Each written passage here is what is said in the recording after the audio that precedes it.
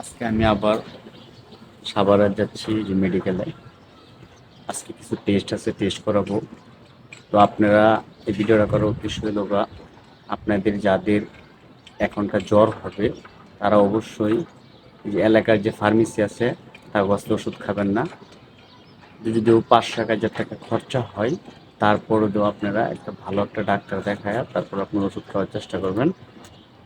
তাহলে আপনাদের কোনো সমস্যা হবে না। আর আমি যে সমস্যাটা করছি, আমি প্রথম জ্বর হয়েছিল, আমি ওই যে আমার যে এলাকার যে ছোট ছোট ডাক্তারগুলো আছে, হাতুড়ি ডাক্তার, এই ডাক্তারের কাছ থেকে ওষুধ খাওয়ার পরে আমার অ্যান্টিবায়োটিক দিয়ে দিছিল। তারপরে আমার জ্বরটা অনেকটা বেশি হয়ে গেছে এই জন্য আমার প্রতিদিন ২টা করে সুই দিতে হয়। এটা আমি একটা ভিডিওতে আপনাদের বলছিলাম।